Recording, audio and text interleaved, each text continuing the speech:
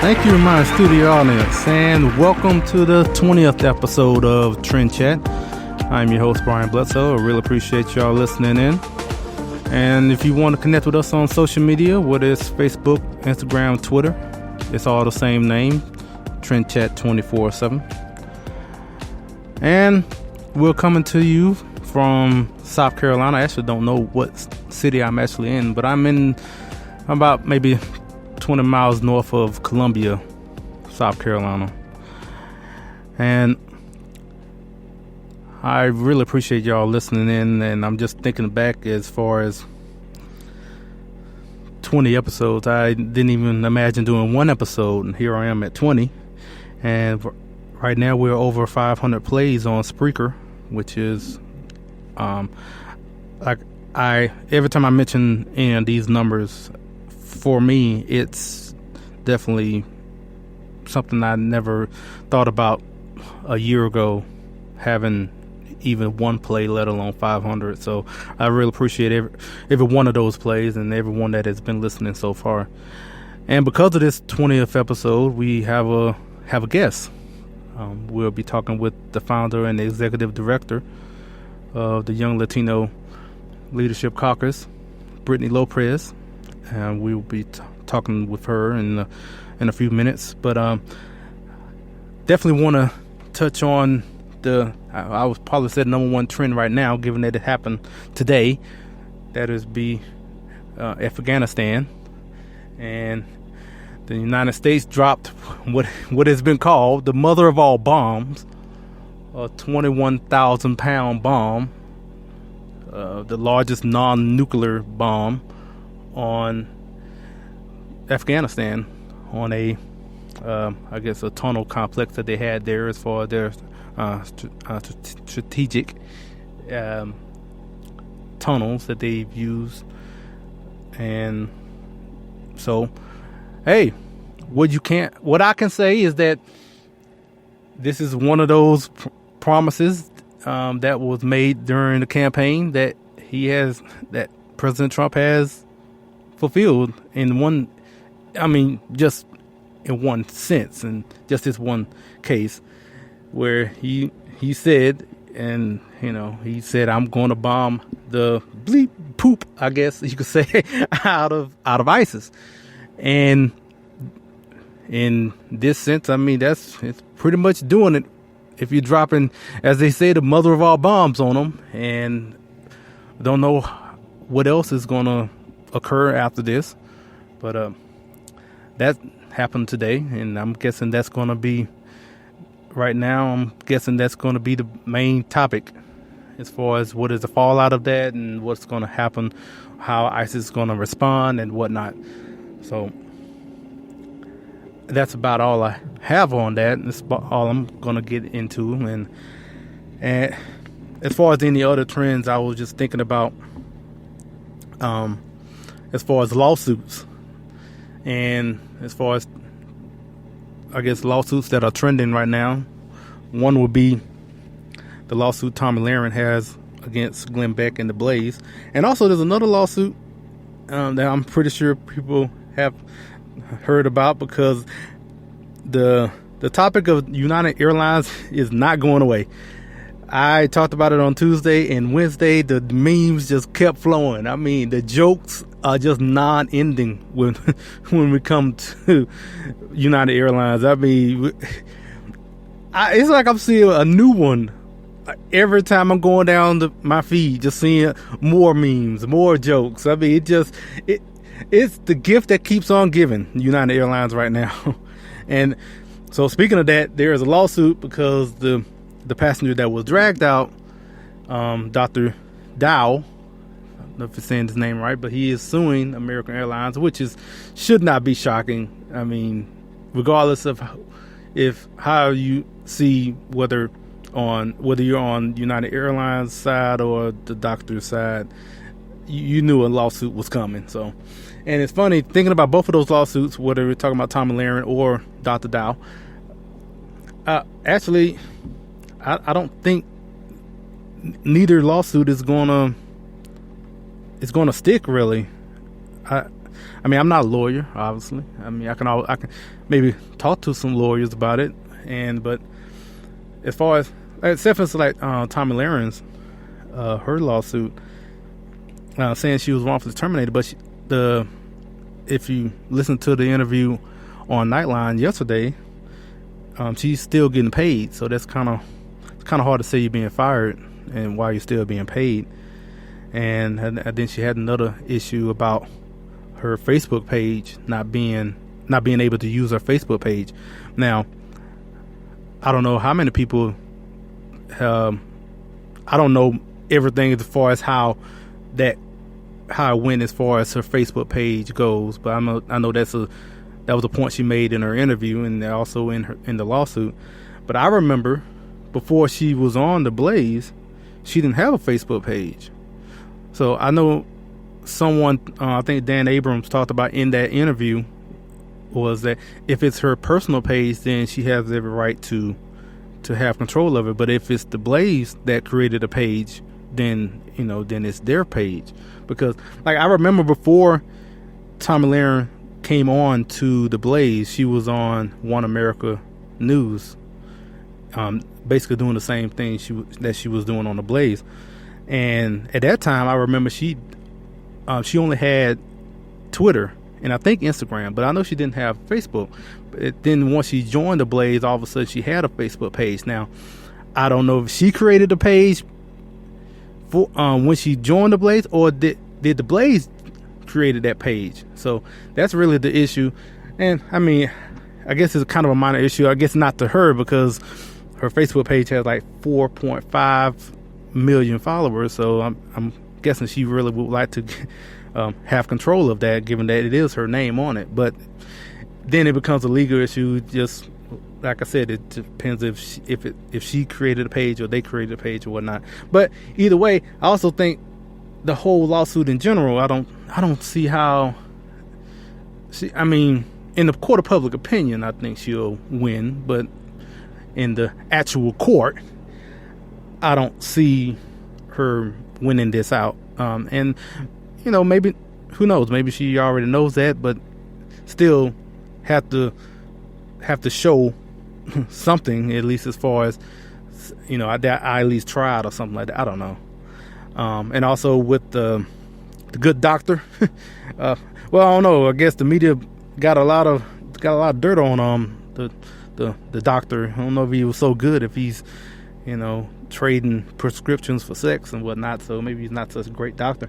But the lawsuit that he's going to have with United Airlines, that's I mean, well, one, I was thinking about this. One thing I didn't mention on Tuesday is that this whole situation, the fact they dragged him out because his name was chosen by random on a computer, but then he was dragged out. And I've already heard, I mean, obviously everyone's an expert, but in reading some things about the procedures, at least, that once you get on the plane, it seems that then they shouldn't be able to take you off once you get on. Now, they can keep you from boarding the plane, but once you're seated, then you should be able to stay on. Now, look, like I said, I'm not an expert. I'm just going from what I'm reading from just number of sources, and that's kind of the one I'm kind of sticking with. I think that sounds correct, at least.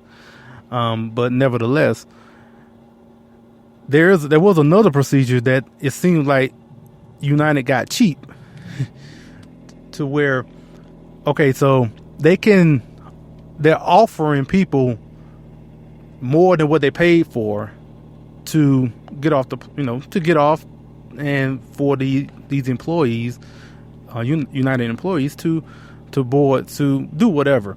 But if I'm not mistaken, they offered once and twice. I forgot. I think one was like 400, then it was 800, then they stopped offering. But they could have kept on offering money. It seemed like they got a little cheap, because I don't know. Maybe everybody on that plane had somewhere they had to be. I don't know. Maybe that was the case. But I mean, if I paid, I paid $400 for this ticket, and they were offering 800, maybe I wouldn't, because 800 depends on how bad I have to get to where I need to go to. Now they will get up to like, I don't know what, $2,000. I don't know how high they can go, but they could have went higher. From what I heard, they could have at least went higher before they went to this measure of pulling the whoever off the plane. So I'm thinking like, okay, well, maybe if they got up to maybe 1,000, and especially if I paid 400, and I can make it $600 and be inconvenienced for what, a couple of more hours, get $600 in my pocket. I mean, hey, for me, I'm just, like I said, I don't know. Maybe everybody on that plane had somewhere they had to absolutely be at that particular hour when they land. I think it was going to Louisville, but I don't know. Maybe everybody was just bent on having to get there. I can imagine somebody could have, if they would have offered a little bit more, maybe someone would have voluntarily got up. But hey, it's just the thought that I'm having about that whole situation. And so that, I think there was about the main two, I guess, that trends that are going on. Like I said, I'm constantly seeing memes about United Airlines right now. Still, I could just go on my Facebook, Instagram, Twitter. I can just go down a couple of links, and there, I'll see another one, another meme. Whether they're putting together the movie Airplane to something, or The Walking Dead, or Star Wars, or I think that's about all I can think of, at least off the top of my head. But and actually, it's funny because then Sean Spicer had his moment when he was kind of, I guess, he misspoke, or just had the mistake of speaking about Hitler not using chemical weapons, and that blew. And the fun thing about that, blew up for like a second, but then it went away because everyone was still clowning on United Airlines still. So Sean Spicer, I'm like, wow, thank you, United Airlines. Y'all are still the hot topic right now. So, and the NBA playoffs seems to be shaping up. I guess more people will probably start watching now. If you wasn't watching during the regular season, but now they're starting to get started, and hockey playoffs and baseball season just started up, and the Cubs finally won the World Series. I know I'm not breaking any news, but I'm just thinking about the Cubs won the World Series last year, and man, it would have been cool if they would have won on the year Back to the Future said that they were going to win the World Series. That would have been like, I think it was off by like a year, but that would have been something else if they would have won on the year Back to the Future said that they were going to win the World Series. But also, I know I just came across seeing Dan Rooney, owner of the Pittsburgh Steelers, died, and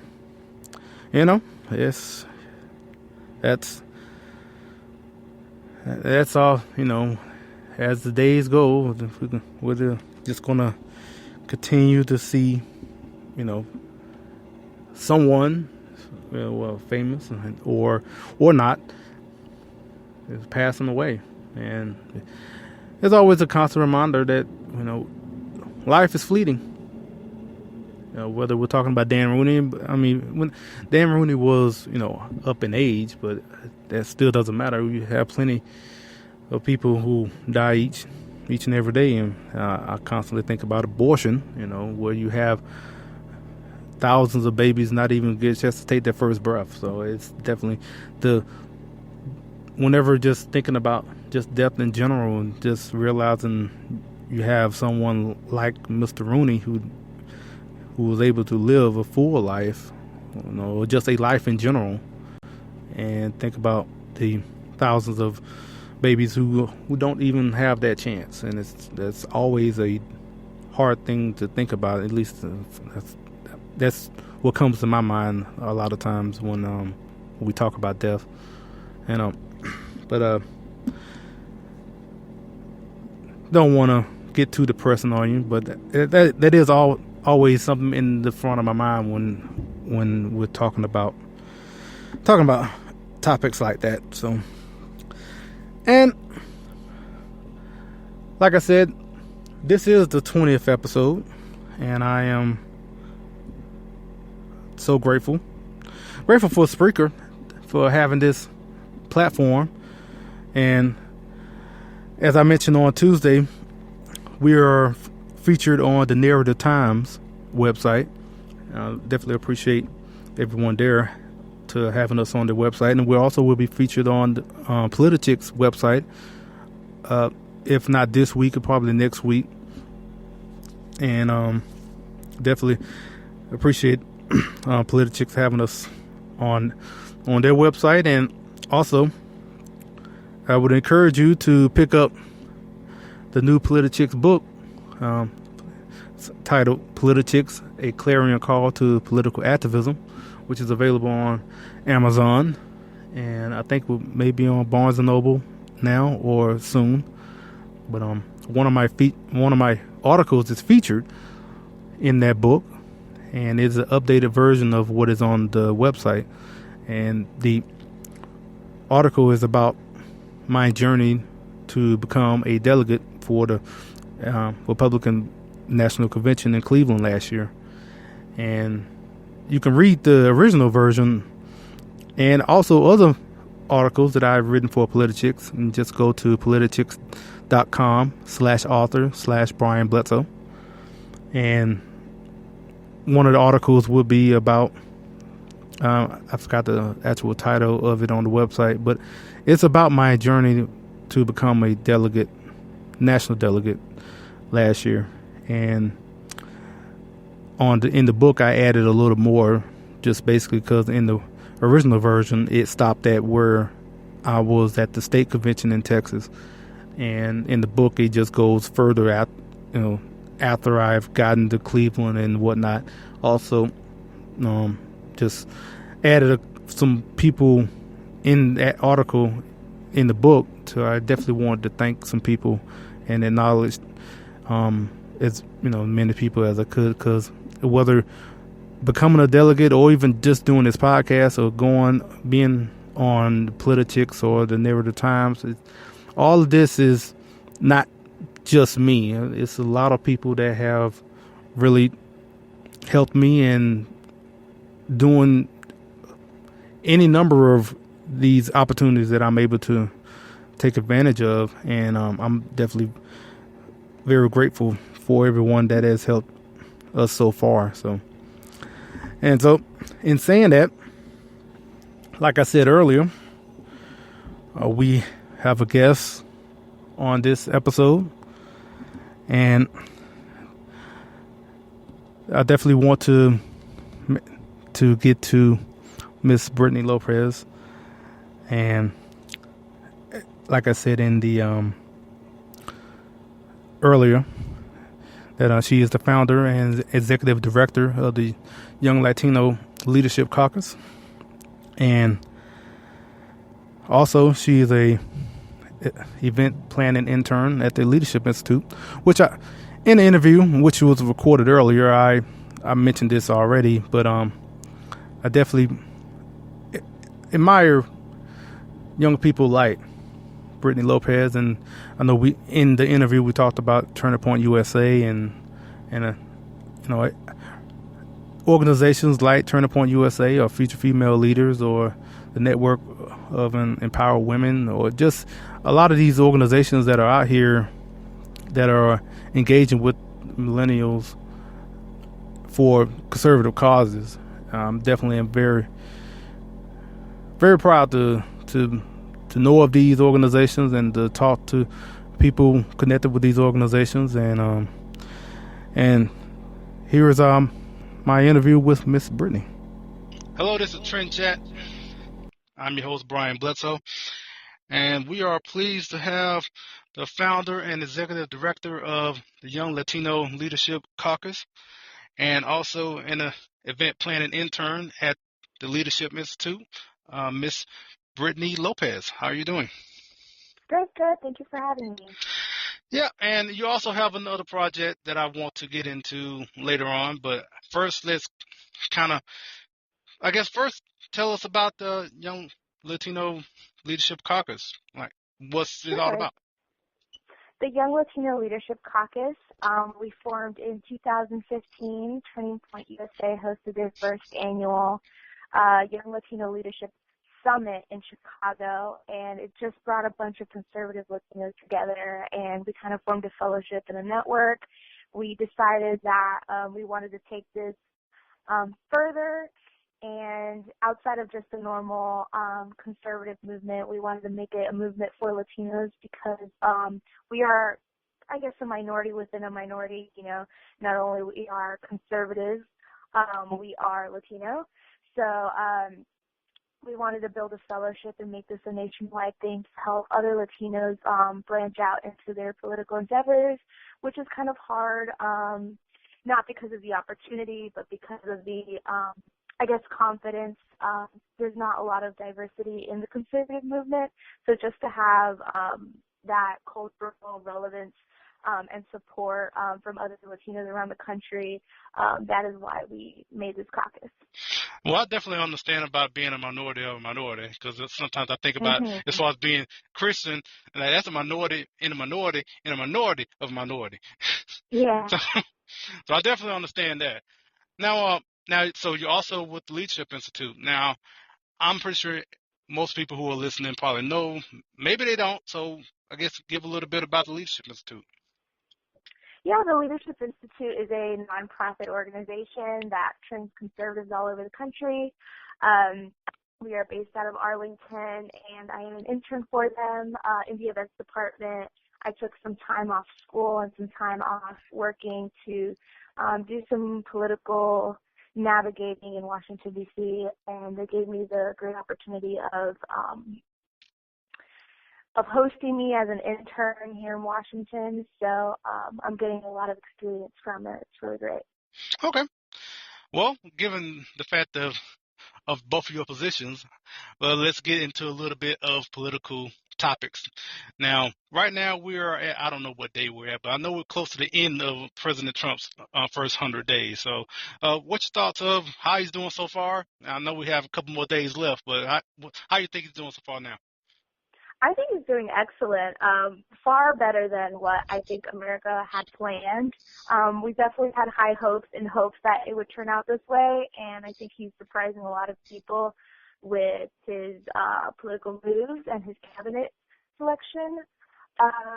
What I just heard on the news today, which was quite surprising and great, was the fact that 72% of illegal immigration happening in this country went down on a monthly basis in 17 years, I believe. And he hasn't built a wall yet, and already, like, this problem is fixing itself. So hopefully, I'm not a fan of the wall because of the budgeting that has to go into it. I'm from Miami, and I live around a lot of Cubans, so we all know that a wall doesn't stop immigration. We have people literally on rafts coming into America. But, yeah, so this wall hasn't happened, and 72%, of the legal immigration went down. So that's just amazing that, without a force and without a wall. So it's kind of a problem that's fixing itself just on rhetoric. Yeah, that is funny because I know right now as far as the budget going and already talking about as far as the funds and whatnot, if they're going to build a wall, and where that's kind of getting caught up now, and now you have these stats now that you are talking about as far as immigration going out and haven't even built the wall yet, and so Yeah. who knows where it's going to go as far as I'm pretty sure that's about to be used in the budget discussions. and where that well, you don't have to build it now because you already have slowed it down 72%. So now, Mhm. now as far as recently, as far as yesterday, Neil Gorsuch was confirmed as the well, I forgot the number now, but it's in the hundreds as far as joining the Supreme Court. And so, what do you thought about him, and as far as the process that given that they had to use the nuclear option and whatnot? So, what are your thoughts about that? So I'm not too educated on the nuclear option. As far as the new Supreme Court justice, um, I've read a background of him. He is, an exceptional constitutionalist, and a lot of his decision making has to do in an anonymous choosing. So um, his non-biased way of ruling has definitely been shown. I don't understand. Of course, he has some political background in the conservative movement, and he's entitled to his own opinion. We shouldn't ignore that, and we shouldn't condemn him for doing so. But I don't see why anyone would vote against him because of his constitutional ruling, and he's gotten most unanimous votes. So I'm really glad with the choosing of and bringing him on board. I think it was one of the better cabinet and administration decisions of Trump's administration. Okay. So now, with being with the Young Latino Leadership Caucus, what type of reception are you getting within the Latino community? So it's great because we use Facebook and social media. I mean, we definitely emphasize on young. There's a lot of, old-fashioned constitutional Latinos out there, and they're all involved in the GOP. But, we need to bring, I guess, the spice to the Republican Party or the conservative movement, because we do have some libertarians in the caucus and some unaffiliated party members. We definitely emphasize on young, so definitely people in the conservative movement who are young are really reacting to our social media, and we're getting a lot of support from people who are not even Latinos. They just want to know what's going on with our group, what the development is. We have a lot of support from Turning Point USA, who was kind of the base of our founding. So it's been great. Ever since we started the Facebook page, I believe within like a week we've gotten like over 100 likes. So from across the country, it's not even the people that we necessarily know very well. So we've been getting a really good reaction. Yeah, I definitely admire the organizations like Turning Point. Actually, I'm going to be able to attend the Young Women's Leadership Summit in Dallas. I mean, I'm not a woman, but I'll be there covering it for Politichicks. And Oh no, great. I definitely admire those organizations, especially that are engaging with the millennial generation. It definitely is something I'm very supportive of their organization. Now, I like how you put in the word spice in there, because we're going to get off to all this political stuff now. Because the other project that you have, I don't know exactly what all you're doing with it, but I did notice an Instagram account called Food with Britney. So tell me something about that. Yeah, food is my passion, and it's a really scary passion because you can't have too much of it, obviously. But one, it's expensive, and two, health issues. But that's like my art, my outlet for art. I was always an artistic person growing up. I was in theater and music, and dance, and I guess now I'm into photography. And one thing that I like to mix together is like food and photography. So that's what I'm doing right now. I love going to restaurants. I think, food is kind of a universal subject that everyone can relate with and everyone is open to trying. So that's just that's like my side project. I'm not really like wanting it to blow up. However, I would like to have, a base of people who share, their opinions on restaurants and just kind of like bring a community together because, food is universal. The first gathering or, commodity event was, a feast, around feasting. So, that's just a good way of bringing up dialogue and making friends and, sharing things around the community. Now, anyone that knows me can probably tell I have no problem. I definitely love food.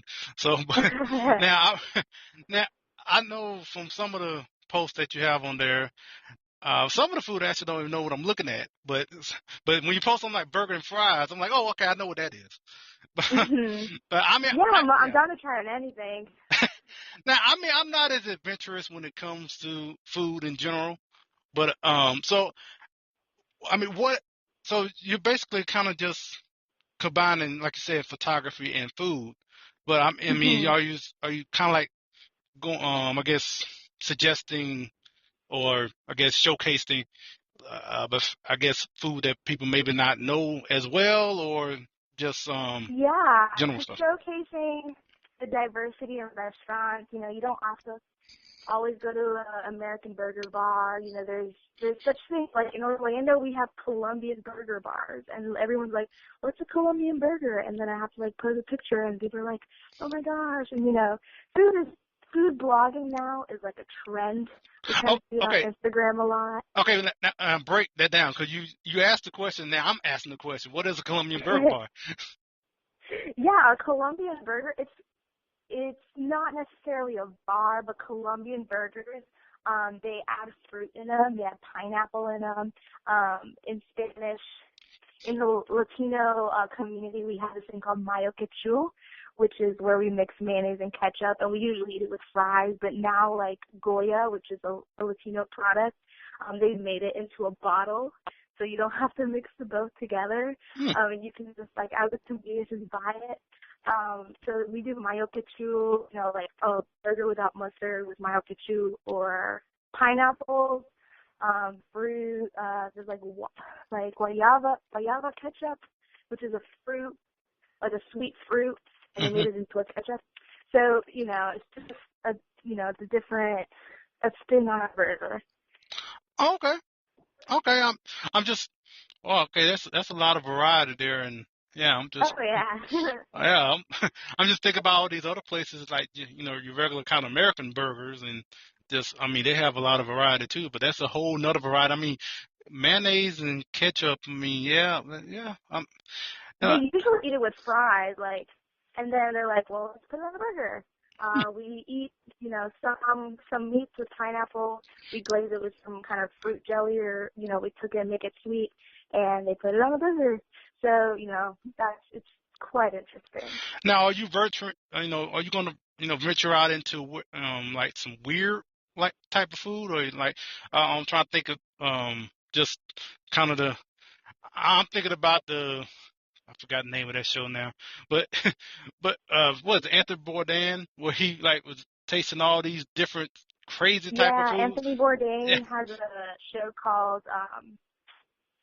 No Reservations, where he travels the world and studies food culture. And then Andrew Zimmer does Bizarre Food. Yes, now that's the one I was thinking about. Yes, the Bizarre Food. Yeah, literally one of my favorite shows. I will watch like every episode over and over because it's so interesting. He's so brave for doing it. He has a very good background story of he was like an alcoholic, and he became a chef, and just kind of like founded his love for food, and found happiness through travel and food. And that's like hopefully like what I can retire to. I can just travel and eat food and food blog all over the world. But I'm definitely. I mean, if it smells bad, I might not try it. But if it looks good, like this is his motto. Like, if it looks good, eat it. So that's what I go by when I go to restaurants. Okay, so what's the weirdest thing you've eaten already? Okay. I've had jellyfish, which is quite. Jellyfish. You said jellyfish, right? Okay, I thought you said shellfish. Oh wow, jellyfish. Okay, so yeah, so how's that? Jellyfish is a weird, like, I don't even know how to explain it. It's like noodles with a crunch. Boom. Like, yeah, it's like fatty. Like if you take the fat part of bacon and it's cold, so it's quite weird. I wouldn't eat it again if I had to order it. But so there's that. Here in Washington, I had oxtail for the first time, which isn't a weird. It's not a weird food in some places, but I've heard of it. I've had it in a Vietnamese restaurant in a soup. So I guess that's kind of the spin on it because oxtail is kind of like this Western wildlife kind of food that you find there like in the Midwest or down in the South where they have a lot of cattle. So having it in a Vietnamese soup was kind of different, or at least I thought it was. So, yeah, in Florida we have wheat gator. Yeah. Tail. And then frog legs, which I'm not a fan of, but I like gator. It's fine. Okay. Now, well, I could talk about food all days, but I do want to ask this last question because you are my food expert in this. So I want to ask a question that has just been asked, and it's a great, hotly debated topic, and I want to ask you your opinion on it. Pineapples on a pizza. Oh, I'm so for it. Don't ever tell me I can't. Okay, here's the number one argument of why people say they don't like pineapple on pizza. Because it's a fruit. Well, so is tomato. So tomato is on every single pizza. You can't tell me I can't put pineapple on a pizza if you have fruit on your pizza as well, tomatoes. So you can put whatever you want on a pizza. I'm not leave me alone type of politics when it comes to my pizza. I can do whatever I want. It's actually one of my favorite pizzas is the Hawaiian pizza. Well, there it is, ladies and gentlemen. The debate is over. Pineapple should go on a pizza. Britney said so. Yep. There it is. That is the law. Matter of fact, just put it in an executive order. Let Donald Trump show to everybody pineapples on a pizza. So I appreciate it very much, Brittany. Thank you so much for your time. Of course, Brian. Thank you so much for having me. And thank you to Miss Britney Lopez for joining us. And so you heard it, as far as pineapples on a pizza, she said, and I take it, just like she had said that pineapple should go on a pizza. Now, me personally, I put pepperoni on my pizza. That's basically about it. But like I said in the interview, which was recorded on Tuesday, I'm not the adventurous type, but she knows more about food than I do, so I take her word for it. So, like I said, this has been the 20th episode, and I know I mentioned that probably a couple of times already, but I just want to say again, I really appreciate everyone that has been listening so far and in these past 20, and who knows how many we'll be doing. If we have another 20, be it 40 and 200 or whatnot. Just right now, I just appreciate everyone that has been supportive so far and has been listening. And I definitely don't want to forget about my friends at the Founding Project. Definitely, we have all these different issues that are going on. I think of one is in particular as far as New York now are having a quote unquote free college now in their state. And it just and there's so many people, especially in New York, that are cheering this and like, yes, we're finally getting free college, which the thought of free anything, and people just feel like, oh, well, it's free. It's not free. Someone's paying for it. It's not. So, and to have this mentality of thinking that things are entitled, like college or just take your pick. it's just a lack of knowing civics, and that's what the Founding Project, I hope, would grow to educate more citizens on civics, which that is their mission, is taking civics to citizens. And I definitely just want to give them a shout out. Right now they're on Facebook. If you just search The Founding Project on Facebook, and I've mentioned before, as soon as their website is up, and I definitely would like to have some of them on to talk more about it.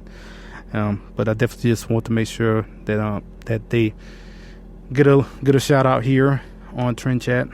And we're coming up on the end of our show today, and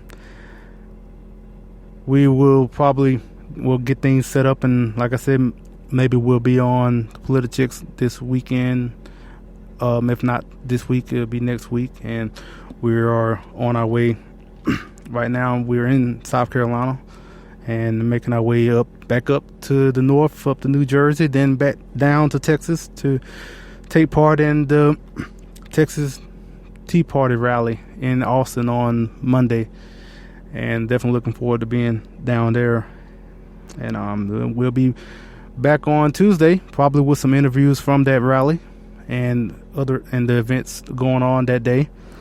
And so until Tuesday, I will chat with you later.